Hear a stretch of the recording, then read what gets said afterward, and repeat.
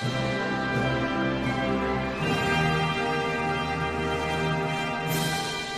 afternoon, gamers. It is Wednesday, May the 27th, and that can mean only one thing. It is time for the JRPG report. This is going to be episode 114, and I'm a little more fired up than usual because anytime we get a week that either, I guess on a Wednesday podcast, either I got a game before, the day before, or a game like Nintendo releases on Friday, I get a little more excited, and that is the case as Xenoblade Chronicles Definitive Edition will be in my grubby little hands in just 2 more days. I still got at least 20 or so more hours to go in Persona 5 Royal, but I don't think it's going to make it. It's going to have to be dropped and picked back up at another latent time. That game, man, it just keeps getting pushed back and interrupted needlessly. But that is the way it goes when you've got a 120-hour plus game. It's kind of hard to do all at once. Anyway, we've got a lot of fun stories to talk about with you guys this week. And, of course, Xenoblade Chronicles Definitive Edition, kind of, its release is stealing the spotlight. We did figure out a few more details about that game, and it was kind of to both mine and Jordan's chagrin that we talked about some of the new stuff coming up in that game, and then Nintendo says, hey, here's some more stuff that you guys could have talked about. This was not really something to talk about. It's something that you would have to listen to. And you can check out the link on the Facebook page or on Twitter. Nintendo of Europe showed off the new Future Connected's battle theme. They have kind of redone that, and it's called Time to Fight from Bionis's Shoulder, which is a off-play of the original Time to Fight, which they've already shared as well. The article that I shared in particular today has both versions of it. Of course, the Definitive Edition Future Connected one is brand new. And it even has a third track that they shared about a week ago, and that is the Engage the Enemy battle theme. So you'll be hearing that one quite a bit as you're going through the game. So if you want to check that out, you can listen to those tracks. They are pretty cool and will definitely get you fired up if you are waiting for this. So I guess kind of most interesting that I wasn't quite expecting is that Monolith Soft said that there will be a casual mode. Now, this was coming from their Twitter account, and they say, with this casual mode turned on, it will obviously lower the difficulty in battles. That they didn't really have a exact detail on that, as we were, we just get the Twitter tweet, and you got to kind of infer some things. So obviously that would probably infer that the enemy's HP would be lowered, damage may be either from them be lowered or your damage to them excelled quite a bit. But they say this is, according to Monolith Soft, that even beginners will get to enjoy the game with ease when casual mode is set on there. So that's pretty cool. Kind of like when easy mode was enabled with Final Fantasy VII Remake, although there was still plenty of challenge to be had. Now this is coming in a bit of contrast to a previous article that they had put out, and saying that you could kind of adjust the advanced settings a bit. And let me see, I'm trying to find that article that I got quite a few going on this week, so it's kind of my thumbnails have all kind of gone together. Well, I know that there is definitely a way that you can up and lower your levels. So if you are in a region and you are severely OP, you can lower it back down, or vice versa. If you're just getting your tail whipped, you can do that.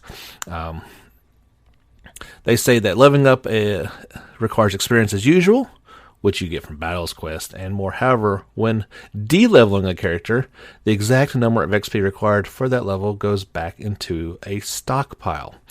So that means if you delete a character, you can dip into their stockpiled you de-leveled a character, you can dip into the stockpiled XP to level them back up. So it's not like something that's permanent. This is all going to be available in the advanced settings portion of it. That's a very cool option. I can't really say if that's something I'm going to be using or not. Most of the time I run through these things and it's, it is what it should be. If you need to grind, you need to grind. If you don't, you just fly right through it. Another new feature that we found out about this week is that there will be a new events theater mode. This is like I said, brand new. The original game did not have this, and it means you can rewatch cutscenes. And if you recall, this feature was also available in Xenoblade Chronicles 2, as well as Torna the Golden Country. The Events Theater mode has scenes from both the main game and Future Connected. Both will have main story scenes as well as scenes with allies. Furthermore, players will be able to customize the event scenes to their liking. You can customize the outfits, the time of day, and even the weather. So you can kind of put your own little personal touch on it. So let's say you've got an outfit that you really liked later on in the game, but you wanted to rewatch a scene, and you'll think, no, I'd rather have that new outfit on such and such.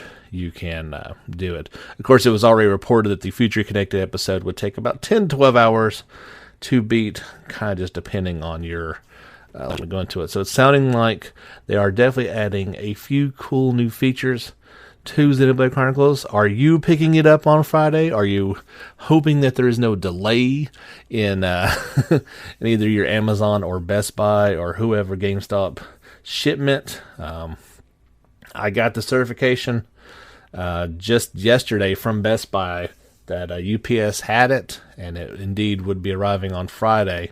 So at least in my neck of the woods, everything is okay. I hope it is in yours as well. We remember the debacle with FF7 remakes shipping. Some people getting it early, some people getting late. So I think we're kind of finally past at least that point where demand is not as great as it was then. They weren't having to shuffle around resources, but who knows? Maybe some people will at least see a day or two. But if you're picking it up, leave us a comment on the Facebook page or on Twitter or on one of our videos on YouTube and let me know how pumped up you are about this one. Hopefully you are as much as I am.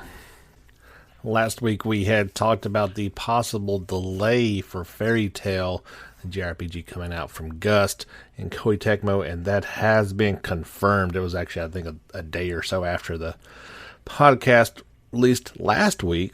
So joining Japan is Europe, having the delay until July 30th. US will get it on July the 31st. Not news that we ever want to report, but as we have been here for the past few months, it seems like nearly every game is getting about a month and a half delay, specifically for Corona reasons. I can read you the official statement, but you've heard of her before. Due to the ever-changing world disrupted by COVID-19, we are pushing back the release of Fairy Tail until July the 31st. Development team is working extremely hard through an unprecedented time to deliver the ultimate magical JRPG experience to fans across the world. We appreciate everyone's patience as we put the final touches on this thrilling adventure. I gotta be honest, this delay for a new IP in particular is probably a pretty good thing. They probably need all the time they can to get this one right. It has been looking pretty promising, but any extra time that people have to work on something brand new is a good thing. I know I'm looking forward to that one, but it's one of those deals like I can probably wait just a while longer. An odd game, to say the least, as well. Some of the games in our genre are Nintendo Switch is getting a new JRPG from East Asia Soft, and this will be I believe this is going to be Moro Crystal, Moero, will finally be leaving Japan and making its way to, regions outside of Japan. The Nintendo Switch port, which appeared in Japan back in 2019, will be showing up in North America and Europe in 2020. It will be available both digitally and physically. We'll have the original Japanese voice acting with English text. This is there was an opening movie to go along with that, and there's no specific date, just that it is coming out in 2020. Here is the description of it. Moro Crystal H follows Xenox, Zenox, a young man who was in arguably the wrong place at the wrong time. And from there, it quickly goes into odd places that I'm not going to read to you because it's kind of a family show. We don't want to get into it. But if you've been interested in this title and all this time really wanted to come west, your dreams have been made true. Let's see. East Asia Soft will be selling them through Play Asia. Pre-orders will open there tomorrow on May the 28th. There will also be, of course, there's a collector's edition. The collector's edition has the physical copy of the game with a manual. That's unheard of anymore. 2 sheets of stickers, an art book, and a physical copy of the game's soundtrack. Each one of these limited editions will be numbered. That's always kind of cool. You can check out that article as well as the opening movie over on the Facebook page or Twitter. Keep in mind that is for mature audiences only, and even then you might still blush a little bit or be like, oh man, what in the world's going on here? Update about Legend of Heroes Hajimari no Kaseki, an update that I can actually talk about, as there were no spoilers, although in the thumbnail there was kind of a spoiler, so I didn't share that one. There will be, perhaps oddly enough, there is a PlayStation VR mode that will be added post-launch. I don't know many details about that, as it really wasn't gone into details. It kind of just looks like you're going to be able to put on the VR and kind of look around the world. I don't know how much functionality there will be to it, but hey, it's it's in there. It is unknown whether this will be a free or paid downloadable content just yet. It is a first for the Trails series, and it says it just will allow you to interact with characters in the game up close. Kind of sounds a little creeper, but it is what it is. Additionally, Clouded Leopard Entertainment announced that it will release traditional Chinese and Korean language versions along with the game in Asia, simultaneously along the Japanese language release in Japan on August the 27th. I'm sure I knew that, but as I read this article and read that, it seemed new to me. I'm sure it was out there, and I probably report on it. Guys, I report on a lot of stuff every week, so it's hard to keep everything all straight, especially Japanese release dates. And so my first obvious thing that pops in mind is Japan will have the sequel, the next game in the series, at least a month, if not probably 2 months, before we get Trails of Cold Steel 4 in the West and the U.S., and PC owners get to wait, and Switch owners get to wait even longer than that. It's borderline kind of unacceptable, and Falcom is really going to need to address this, probably in-house, hire some people on. They've got to get a better time on this. I know, trust me, I've played these games multiple times. I know the amount of text in these games is enormous. But you can't have the sequel coming out before, the next one even gets to other audiences. That's kind of crazy talk. That's the type of things we used to have to deal with back in the late 80s and 90s. I didn't think that's something we'd be talking about in 2020. Just kind of crazy. Doesn't mean I'm not excited, but it is kind of one of those things like, really? Oh. On to other news that's not irritating. There was a cool little article from, of course, on the Twitter. That's where things come from. But it was shared on the Conera, that website that I talked about last week, and I link for you guys quite often with the stories. They are making some Mother merchandise, and not for your mom. It's not a late Mother's Day, but for the game series, as it is known in Japan. They are selling 3 T-shirts with the word Mother on it. It looks like it's kind of a blurry picture, but it looks like instead of an O in Mother, there's a planet or something. It's a round object. Kind of hard to tell what it is now. These shirts are going to be going on sale June the 12th. Going to be a little bit pricey. They're listed at about $46 right now. Of course, they're limited edition. They're not something there's a lot of them made for.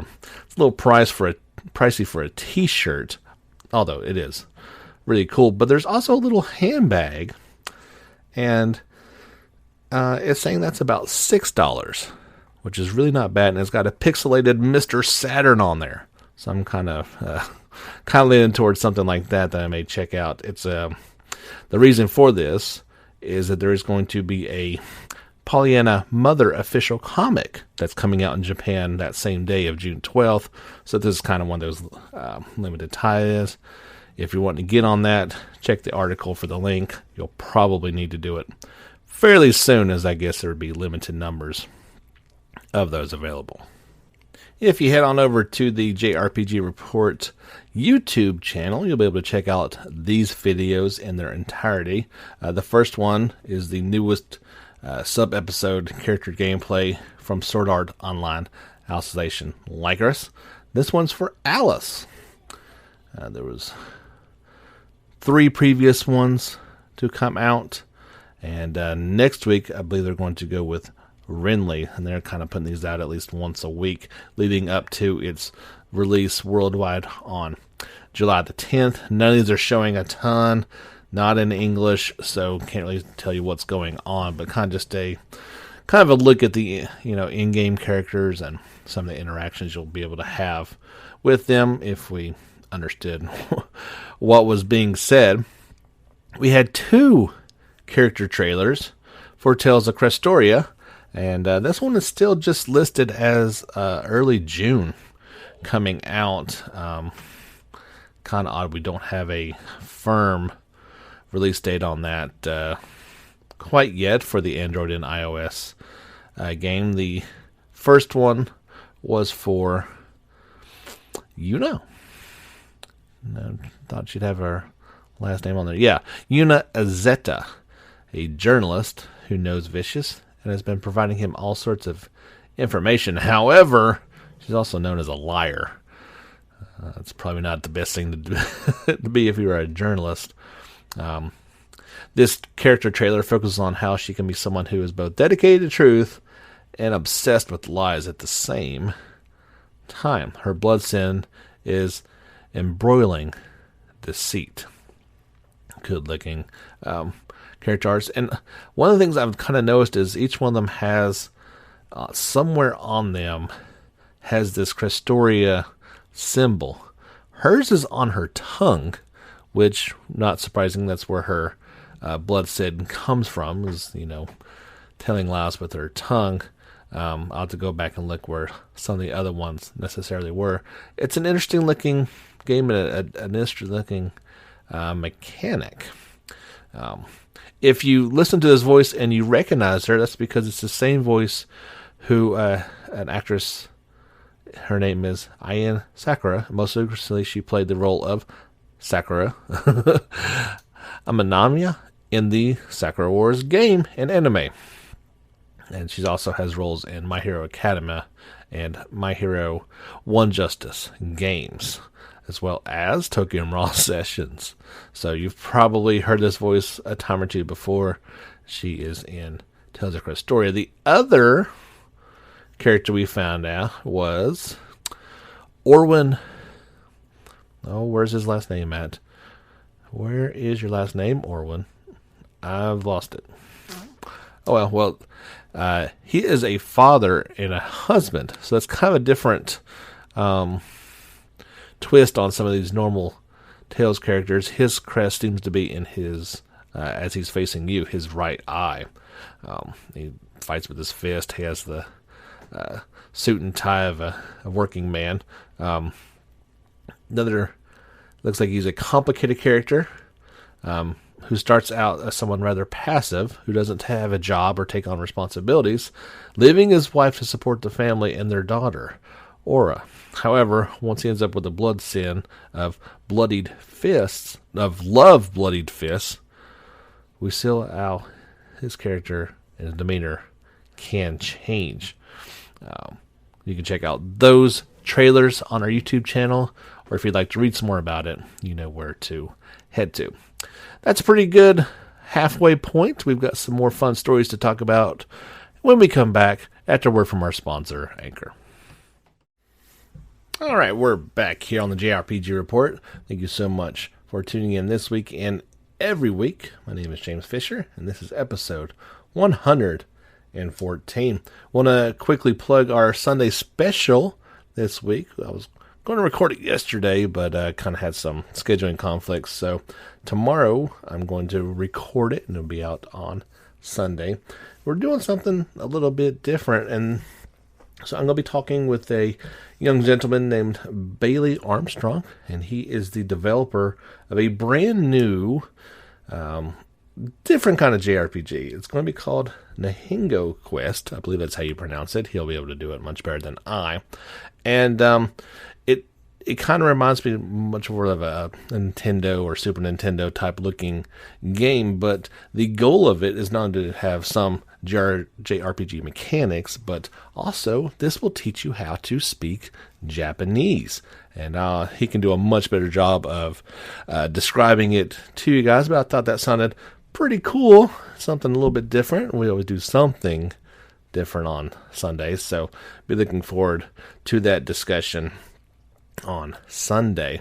I want to give a big shout out, as I probably should do this more often. I'm remiss in doing this, but always need to give a big shout out to our monthly supporters: Kyle, Andre, Dalton, Dustin, and Jordan are our monthly supporters on Anchor. And I just launched Patreon, and so I need to get that kind of going. But I don't know if he wants me to use his real name or not, but Spokes, you're the man. You signed up on there, and I certainly appreciate it. Dalton decided he was going to double dip and throw me a couple bucks on Patreon as well. If you'd like to do that, there is the link at the bottom of the episode, or right there in the middle, actually, the episode. You can follow that link and check out how to do that to support this podcast as well as our YouTube creation as well. I would greatly appreciate it. Your support means so much to me, and it makes me fired up to keep delivering quality content each and every week. So got that business out of the way. We had just today, actually, was a special live stream over in the Land of the Rising Sun for the Dragon Quest Adventure of Day. I'm not saying how you're supposed to say it, D-A-I. They did kind of a big old extravaganza. We knew there was going to be probably a new anime, which was confirmed, and a trio of new games. So we've got information on all three of those. The one that would interest you the most is called Infinity Strash. So think trash with an S at the beginning. An interesting name. It has been announced. Specific platforms were not announced. It will launch in 2021 in Japan. It certainly looks like a PS4 game, maybe Switch as well. They provide an opening, or not opening, but a preview video of it. Looks like they're fairly long along in it. It's certainly not just developed. And it's an action RPG, right? And so definite comparisons are going to be made to the Dragon Quest Heroes titles, but it also isn't like it. This one looks a lot more like Trials of Mana than the Heroes titles. Still has that look as far as character creation goes, that classic Dragon Quest look to the enemies, but definitely also has more of a, and I know it's the same, Toriyama with the same character design. It looks very Dragon Ball. And that's not necessarily a bad thing. I think as graphics have come along that these two worlds and two lines of drawing are going to be blurred. Certainly at some point. Doesn't look bad. Just doesn't look good. And I say that also with I don't know what kind of percentage I'd give it, but I'd say it's fairly low that when you get this one over here. This seems to feel like a Japan-only game. If any of them are going to come here, it's going to be this one. As it was also announced, there is a mobile game, which didn't even give any sort of English name. It's just Dragon Quest: The Adventure of Dai Tamamashi no Kaizuza. Also due out in 2021 in Japan. That's for iOS and Android. This is definitely not coming our way. I would not put any amount of money on that. There was also a card battle arcade game, which I didn't even know was a thing still, but they're making it happen. And so we'll keep an eye out on Infinity Strash and see if that's something that possibly could come our way. Maybe once it gets cleaned up a little bit, may actually look pretty decent. I kind of just felt like I wanted to love the Heroes titles and didn't, so anything that kind of resembles that, I'm a little bit weary of, for lack of a better word. But yeah, that all popped off today, and an interesting other article popped up in the Dragon Quest world, and this also is probably going to be something only in Japan. We're not going to see it over here, but it was pretty cool that Square Enix released some Dragon Quest origami and color by number activities. This is all obviously, part of the stay-at-home campaigns where, hey, we're going to give you some cool stuff to how to do that. It looks like you can print those out. Now, it's going to be in Japanese, but, you could probably follow the instructions fairly well. I've got that article linked, and it does have a link to the website with the PDF that can be downloaded. Looks pretty cool. Maybe you could make use some Dragon Quest origami and take some pictures of it. My skill level would certainly not enable me to do this. I could probably print off the paper, and that'd be about the extent of it. I would guess you would need some pretty special paper. This is not going to be your average printer paper able to hold up to this, but pretty cool stuff coming out of Square Enix, and interesting to say the least. Also from the folks over at Square Enix, they were more than pleased to hear this. Perhaps not surprised, pleasantly surprised, maybe is a better word for it. But so far in 2020, the best-selling game of the year is Final Fantasy VII Remake. That title was previously held by Animal Crossing's New Horizon up until April, but in pretty much just a month of release, FF7 Remake has already taken over. We don't have exact numbers on it. We'll probably get those here pretty soon, but yeah, it is doing quite well in the sales front, and as soon as I have some final numbers, I will pass those along to you guys, but certainly they are happy that has happened. Very cool thing, and it's odd because right by the time I saw this article, I had just visited the Sky Tree in Persona 5 Royal, and so this was previously closed, but as it reopened here in the past week, around the top of it, if you've ever visited in Royal or seen actual images of it, you can see the video of it via the link I shared as well. At the top of the glass videos, is a tribute to Final Fantasy VII Remake. Images and video being played all around the Sky Tree. So, not incredible enough to see the sights of Tokyo from the top of the world, but also you can check out Cloud and Company while you're on top of it. I would probably hate to know how much Square Enix paid to do that, but probably well worth it. Here's an interesting article. I knew I just said that was. This is kind of came out a few hours ago, and keep in mind this is purely a rumor. However, it's one of those rumors that also has multiple sources to it, which tends to lead that it's true, just hasn't been officially put out there. I think we'll hear an official release here in the next couple days. But several media sources have kind of confirmed that this is in development, that Disney Plus is working on a Kingdom Hearts series. At first, it was even said it was going to be live action. That's been kind of like, no, it's not live action. It's definitely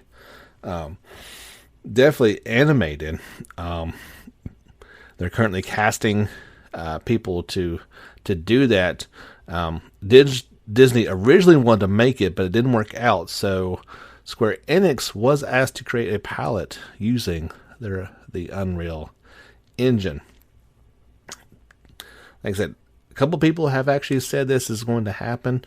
Don't know how I feel about it. Is it going to be, convoluted? Is it going to go back to the beginning of the series and retell the stories? Is it going to be something new? I'll have to wait and see. First, we got to wait and see if it's even true. And then we got to wait and see how we feel about it. Or if it's just a big kind of jumbled mess like Kingdom Hearts has turned itself into. We'll have to wait and see. As soon as I hear confirmation on that, I will pass it along to you guys and hopefully have some details.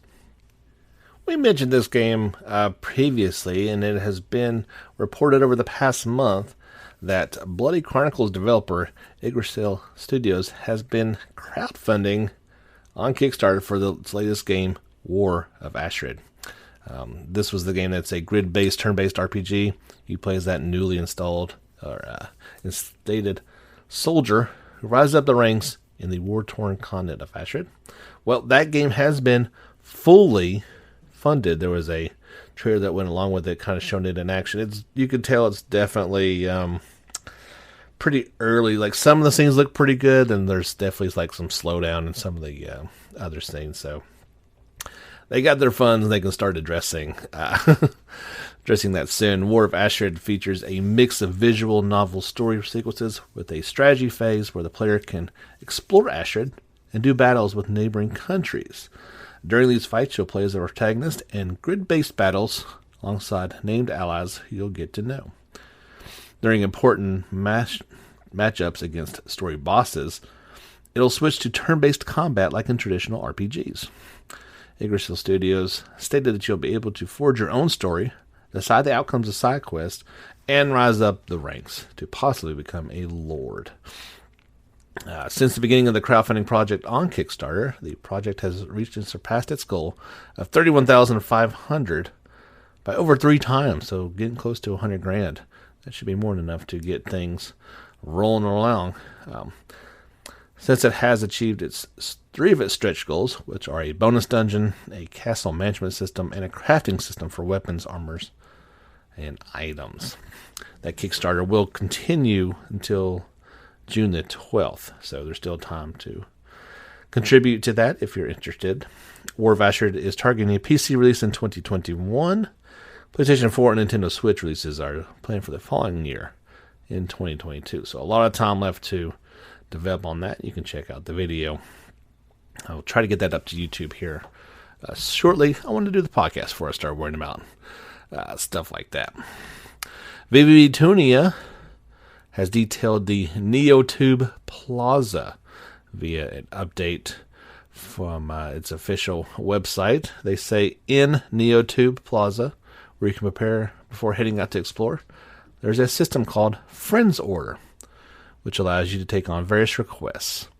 You will receive Friends Order requests from VTubers rescued from the hands of the villainous Anti. By fulfilling the request, you may also receive special items or thank you messages. You better give me an item for doing the request. I just don't want a thank you note. Come on now. Neo 2 Plaza is the base town for the player that they'll visit as the story progresses, and where you will utilize various systems such as the all-important shops necessary for your adventure. There's also base revival facility ranks that you can rank up your facilities there. You got the item shop, the V-Cube shop, the MOE accessory shop as well. VV Tunia is due out on PlayStation 4 in July 2nd in Japan, and I'm guessing probably next year in the West. 3 new characters were added to Mary Skelter Finale's roster. Shira, Rapunzel, Sleeping Beauty were the 3 added, and then they talked about the battle system basics. So first for Shira, she's the youngest sister of the execution girls that overrun the surface. She is selfish, bratty, and tries to act tough around anyone she encounters. Her official name is Scorched Pillar. She goes by the nickname Shira. Although a member of the execution girls, she is hesitant to hurt her opponents and is reprimanded and looked down upon by the other execution girls. Next we have Rapunzel, who doesn't have quite Rapunzel level hair, but definitely has quite a bit. She is an extremely pure and immeasurably cheerful girl. Thanks to Jack and the others, she is learning about human society little by little, but many of her actions still lack common sense. Be that as it may, she has begun to cherish her friends and no longer considers them as food in case of emergency. Oops. That's bad. And then there's Sleeping Beauty, who has a bow and arrow. That's just crazy. She is the youngest of the 3 sisters, between Thumbelina and Snow White being her older sisters. She is quiet and not very expressive. Although elusive and not very talkative, she is more open-minded and considerate of others than anyone. There is some basics of battle. They say the battle party is comprised of the protagonist and 5 other members. Turn order is based on the speed of characters and enemies. Using attacks that strike enemy weaknesses and doing overkill finishes will draw enemy blood that can spatter on the areas and characters. This blood will be the key to winning battle. So this is not nor would you ever have thought it would be a family-friendly world game either. And there's lots of other more mature things that the article goes into. We'll keep it at that. Mary Skelter Finale. It's going to be a while. It's coming out on PlayStation 4 and Switch on August 27th in Japan. And again, probably going to be next year before we see it in the West. One final article to pass along for you music lovers and fans of Grandia. There's a new way to hear the Grandia soundtrack that's coming this summer. Wayo Records has announced it will release new versions of the soundtrack and a music box that plays the game's opening theme sometime in summer 2020. Pre-orders are open for all products, giving people a chance to bring their music home on CDs, records, or even in the tiny wooden box. There will be 3 different ways to pick up the Grandia soundtrack. If someone gets the CDs going for $32, they'll have a 5-disc collection with 80 songs on it. This will include the 4 soundtrack CDs, the out-of-print Vent Arrange album, and a 20-page booklet with art and commentary. The first 25 pre-orders will include a character designer new illustration. That's pretty cool. Should someone opt for the Grandia Memorial soundtrack, they'll get a briefer version of the soundtrack on vinyl. This goes for about $65. Will be on Mint Green Records. The $73 collector's edition will be printed on Marble Green Records and be limited to 500 units. In the case of both versions, the first two records will have 22 songs on it from the original soundtrack, and the third album will have 9 songs on it from the out-of-print Vent Arrange album. Both will include the same booklet that is found in the CD soundtrack. Now, the Grandia Music Box, there will only be 250 of these made, sold, and shipped. Each one is made from a maple sapele wood and has the spirits on the cover. When wound up and opened up, it will play the game's main theme. Each one will cost $275. They'll also receive a a score with the autograph of the composer Noriyuki Adowarde on it.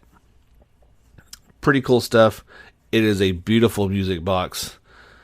I ain't got that kind of money laying around, so I don't know if you do, but I've got the article linked if you are a Grandia fanatic and you're liking music and you want to get in on that. You can certainly do so. That's going to do it for episode 114. Hard to believe we've gone that far, but we certainly have. I've often thought back to when I started this in 2016 and doing it once a month as a fun hobby, how it's turned into something a little bit more than that, and something that I truly enjoy bringing to you guys each and every week, along with our Sunday specials as well. I can't thank you enough for the support. Can't thank you enough for the listens. It means a lot to me that somebody would want to take time each week to listen to this. It's really cool stuff. Like us on Facebook. Follow on Twitter. Give us a like and subscribe on YouTube. And if you consider it, I'd be greatly appreciative of either supporting us through Anchor, the link at the bottom of the podcast, or through Patreon. You can search for JRPG Report. You guys rock. Don't forget that. And don't forget to get back out there and level up.